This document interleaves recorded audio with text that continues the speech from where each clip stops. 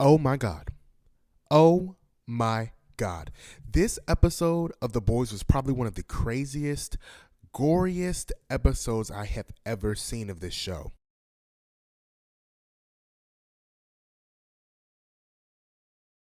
And after I finished watching it, I was legitimately gagged. I didn't know what to say. And that happens very rarely with this show because if you don't remember, this show opened up with A Train running straight through a girl, just erasing her from the face of the earth. So not a lot surprises me about this show, especially how gory it can get.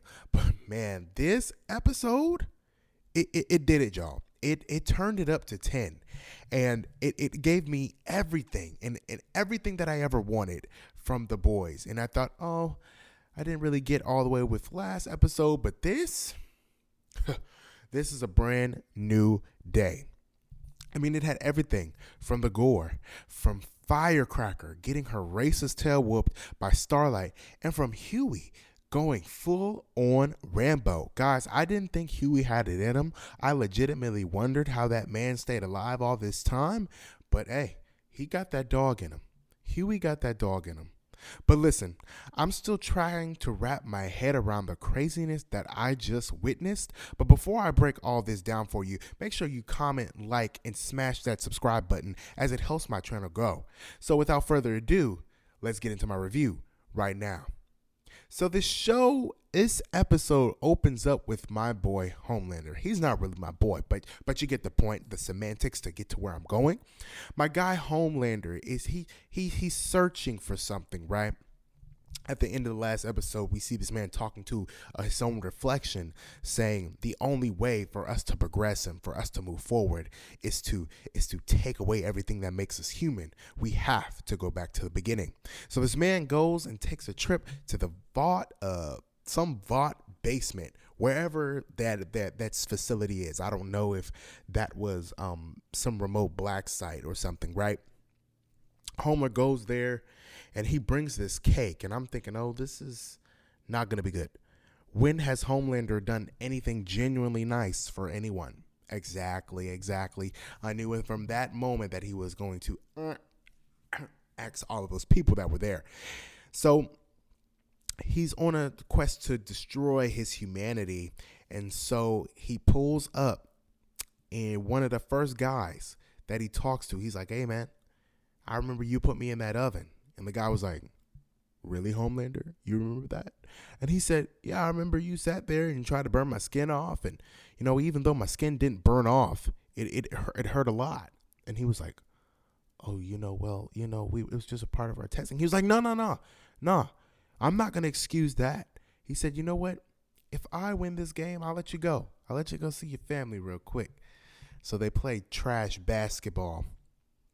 Then Homelander tosses dude in the oven. Gruesome death. I was like, okay, not too much different from what we typically see. But you know the scene I'm talking about. And before I continue talking about Homelander, I can't talk about Homelander without talking about my boy Anthony Starr. Give this man an Emmy. Give him an Emmy. This is season 4, and the work that he is doing on this show, I feel as though that this show wouldn't be nearly as interesting without the character Homelander, and Anthony Starr is a huge part of this character's characterization. And so give this man an Emmy, a Golden Globe nod, or something. He needs something for what he's doing.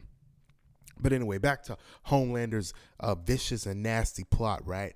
He's got beef with everyone, every scientist that's in that vault basement or whatever.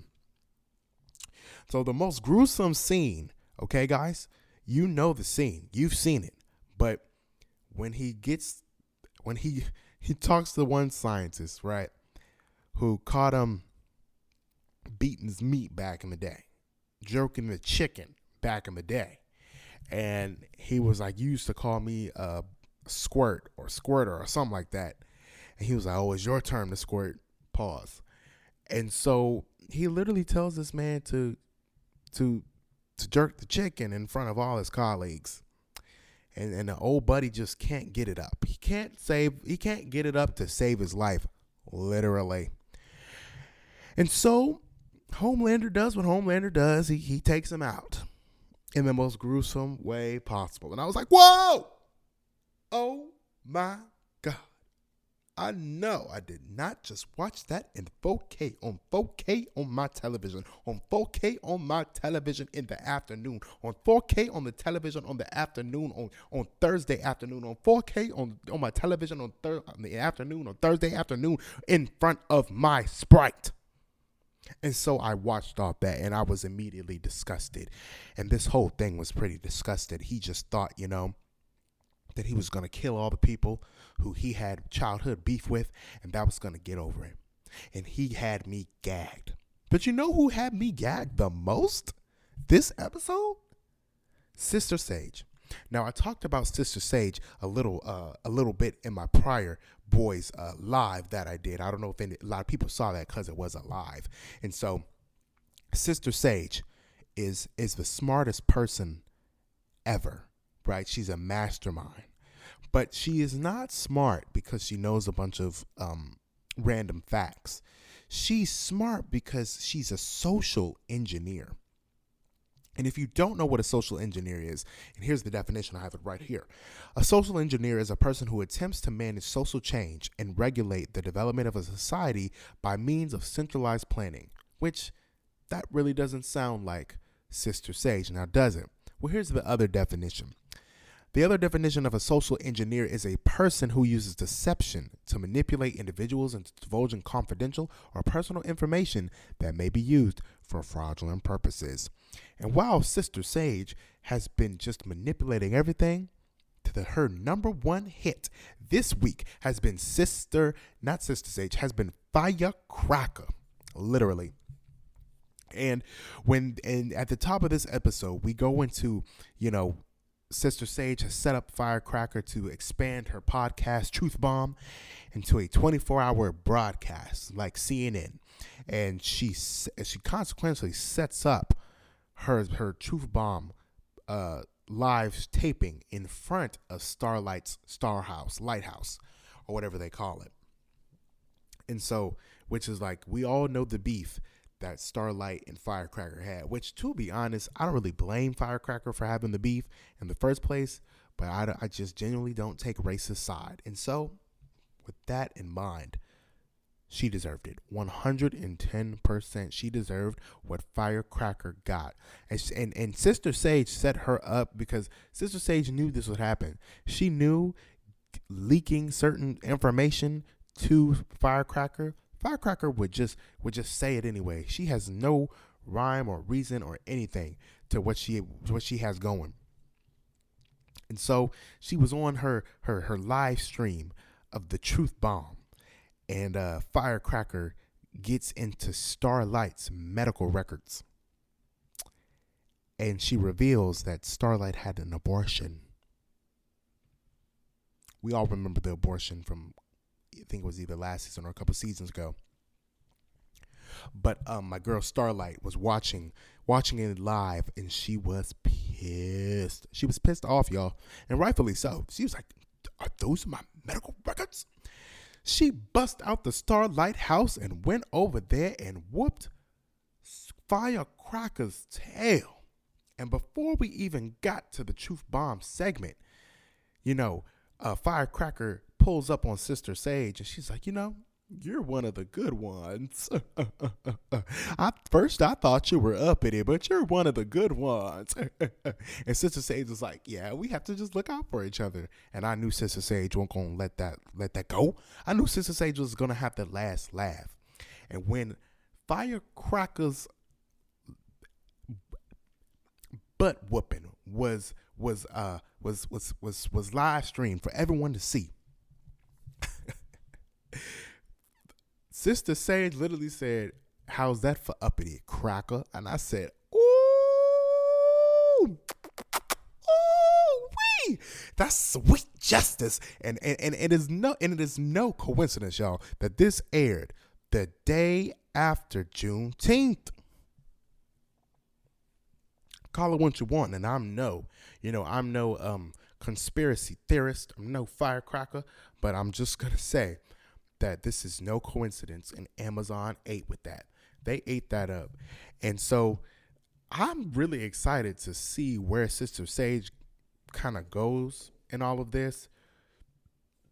Like the last scene we see of her, she gets the Deep to perform a lobotomy on her, and she doesn't want to be herself for a little bit, and she just dumbs herself down, but her brain grows back or whatever. And I don't really know what she has going on with the Deep, but yeah, it's not any of my business.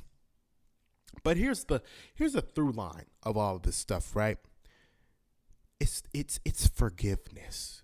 Can Homelander forgive the people who raised him? No, he murdered them. Can old boy who Frenchie killed his family, can he forgive Frenchie? Probably not. I wouldn't either. Can Huey forgive A-Train? Well, that question was answered this episode as well, and it seems that Huey may have let this go. As you guys all know, Huey's father is in a coma, and in this episode, they pronounce his father to be brain dead. There's nothing more that they can do for him. And so, of course, the mother is the power of the attorney now, and she says, hey, his father had a DNR, which means do not resuscitate. It means they just want him to die of natural causes or whatever cause it is, right? And so Huey can't accept this. He calls up a man, A-Train, and he says, hey, A-Train, listen, I know we have beef and we've never been cool, but I need some compound V. A-Train at first is like, hey, what the hell? I can't get compound V. Homelander has it. Well, A-Train gets the compound V, guys, and he gets it to Huey. But Huey decides in the last moment not to use the compound V. But somehow the compound V ends up in the father's bloodstream. And so the last scene of this episode is literally Huey's father waking up and Homelander covered in blood because he's killed everyone. Like I said, he was going to kill everyone. And so it leaves our boys in a peculiar situation. And so Starlight is now going to be portrayed as a thug. She already was, to be honest. A-Train is helping the boys, kind of, sort of. Huey's dad wakes up. Homelander kills everyone who raised him. That's not a big surprise. Mother's Milk is there. Frenchie killed his LGBT lover's family, and he killed him. And then he continued to canoodle with him, which I think is pretty sick, because how can you love a man but marry a woman? Now, if you don't know that, you don't know that. That's like that's from for color girls, y'all. Y'all don't know that. How can you marry a woman and have sex with a man and you letting somebody bend you over? Ain't nobody bending you over. Oh, so what? You doing the bending? I'm so sorry, guys. That has nothing to do with The Boys episode 4, but I just had to. This thing is only going to get better. It's only episode 4, and of course, as always, The Boys gets better, right? So we'll continue to see where this is going, and I will definitely continue to follow it. As always, this has been another Juju Writes review. Make sure you comment, like, and smash that subscribe button as it helps my channel grow. And without further ado, keep it locked.